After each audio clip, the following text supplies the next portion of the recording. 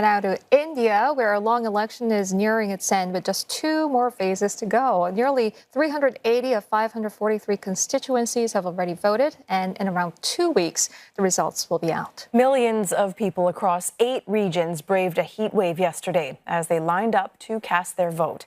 This includes the northern state of Uttar Pradesh, where India's main opposition leader, Rahul Gandhi, is on the ballot. But as Neha Punya reports, the stakes are high in the battle to win this round. Monday's poll saw only 49 seats across 8 regions polling, but some of the most high-profile contests took place here in Uttar Pradesh. The northern state elects the most parliamentarians to India's lower house in the ongoing general election, and in this region it's not just a political victory that's at stake, but also a battle for prestige, especially for Rahul Gandhi, the de facto leader of India's main opposition party, Congress. Rahul Gandhi is contesting from here in Rai Bareli, a seat that his mother, Sonia Gandhi, represented in Parliament for 2 decades. Now, this is a region that has had close ties to the Congress party and to the Nehru Gandhi family, something locals tell us they're very proud of. And the significance of Rai Bareli is obvious from the fact that in 2019, when the Congress lost every single seat in Uttar Pradesh, Rai Bareli was the only constituency they won in.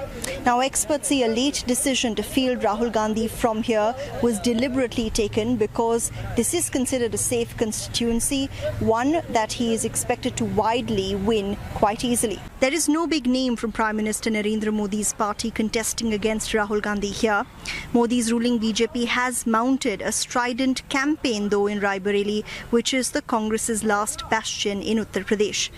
The party's appeal to voters has repeatedly been the Gandhi family's long ties to the region, and while some voters say the question is not whether Rahul Gandhi will win, but by how large a margin, others claim historic links to the Congress party are no longer reason enough to vote for the Gandhis. घर पे ये बात होती है कि जो राहुल गांधी या सोनिया गांधी भी जो भी मतलब जीत या किसी भी की जीत हो तो बहुत मुझे खुशी होगी।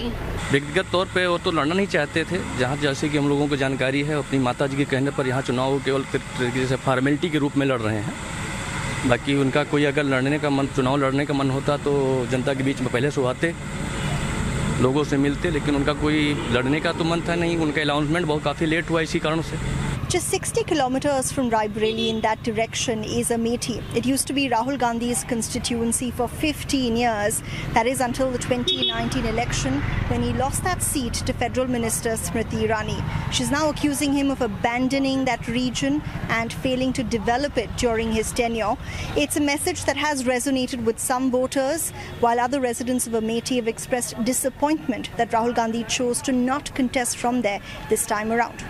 वो नहीं किए कि और स्मृति ईरानी भी नहीं किया, दोनों लोग ने नहीं किया, लेकिन बात तो है कि उनको पूर्वजों ने किया। दीदी को यहाँ सब लोग पसंद करते हैं, इसलिए वो उनका यहाँ पे नहीं बस चले गए यहाँ से। राय बरेली में भी उनका कुछ नहीं होगा, जीतेगी तो बीजेपी ही जीतेगी। नहीं, ऐसी कोई बात नहीं। वो नहीं, उनके प्रिय सोनिया गांधी के, राजीव गांधी के प्रिय केएल शर्मा जी लड़े, ऐसी कोई बात नहीं है। हमारे लिए केएल शर्मा भी वही है, राहुल गांधी भी वही है। But the Congress has canvassed aggressively in both of these seats, giving us a true sense of how crucial Uttar Pradesh is in these elections. Rahul Gandhi was even here on polling day, going from booth to booth and interacting with locals, an attempt experts say to reinforce the message that he's invested in Rai Bareli.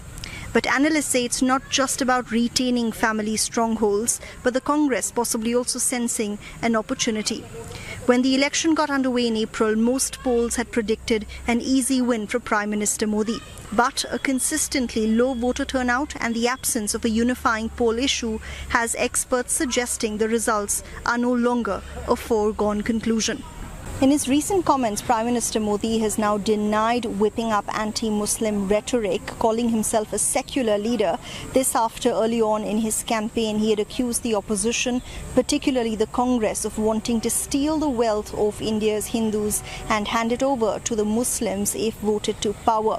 Now, analysts say the initial fervour over the inauguration of a Hindu temple on a disputed site in Ayodhya by Prime Minister Modi, the region that also voted on Monday, has died down, further blunting Prime Minister Modi's campaign gains and putting the focus back on issues like unemployment and the cost of living crisis. Neha Punia, CNA, Rae Bareli in Uttar Pradesh.